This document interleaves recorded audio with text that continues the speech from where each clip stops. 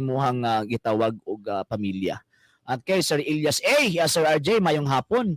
Unsay nindot nato nga response sir sa San Mateo 7:13-14 kining about sa maluwang na pintuan at malapad na daan.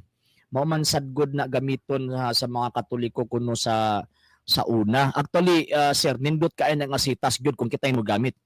Abi ninyo nga no, tungod kay kung makit-an mo gud nato ang pagkakatoliko ug ang pagkadili katoliko, mas istrikto ang Katoliko kung buo tutuusin. Ha? Mas istrikto ang Katoliko. Kung istrikto sila, sunod-sunod sila sa Biblia, mas istrikto ang Katoliko.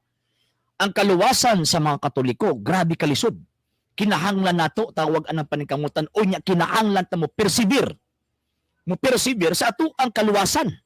Sa ato ang tawag in grasya nga ato nadawat niya, ato ning lahotayon until sa ato ang gitawag og kamatayon sama sa giingon na San Pablo, kinahanglan dag-on niya ang maong lumba. Kay pinaagi ng pagdaog sa maong gitawag og lumba, magkabot nato ang korona, ang purong-puro nga gisaad sa Dios dinhi nato. Tanang paha ato ang tawag ining tan-awon ning kuan kaning giingon ni San Pablo. Diara. Filipos kapitulo 3 bersikulo 12 hangtod sa 13. Wala ako magpasabot sa nakabot ko na kini. O nahingpit na ako. Nagpadayon ako pagpaningkamot sa pagkabot ni ini kay ako iya naman ni Kristo Jesus. Hinuon mga igsuon wala gayud ako magunahon na nga nakabot ko na ang akong gitinguha. Ang gihimo ko mao ang paghikalimot sa nangagi og ang pagpaningkamot sa kutob sa nahimo ko aron makaabot sa dag-anan. Busa dagan ako diretso gayud sa dag-anan aron maangkon ko ang ganti nga mao ang pagkatinawag sa Dios pinaagi kang Kristo Jesus ngadto sa kinabuhing walay katapusan. So kinahanglan ta mo persevere. So ang buti pasabot ang ato ang kaluwasan dili lalim. Muna kita mga Katoliko daghan tag tawag ining mga pagsulay nga naangkon at the same time ang grasya po sa Ginoo always pud nagahatag. Unya ang dag-anan din na is ang ato ang pagkamalahotayon. So kanang San Mateo kapitulo 7 bersikulo 13-14 dili na para sa para na sa ilaha mga di Katoliko ngano man kay ang ilang kaluwasan perting sa iyo na ra.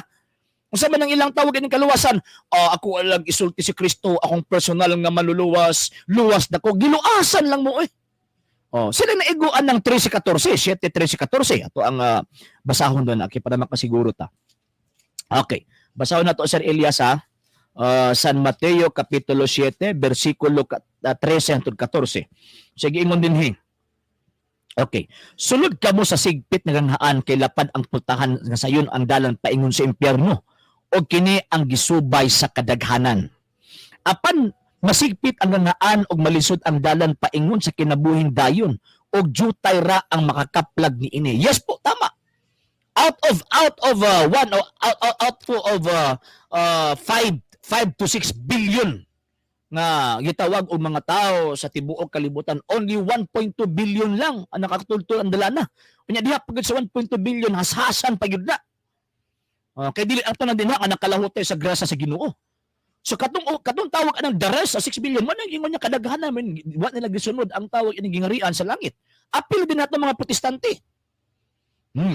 So dili sa tua is muna maning kamot di ba? Natay panultiyon sir nga kung dili ka magantos, di gyud ka masantos. Di ba? So sigpit na ato ang kaluwasan padung sa langit. Ang ilaha pating gaana ra. Mingon lang sila nga, ay Lord, pasaylo ako. Ay karon gipasaylo nako, sila gabot-buot.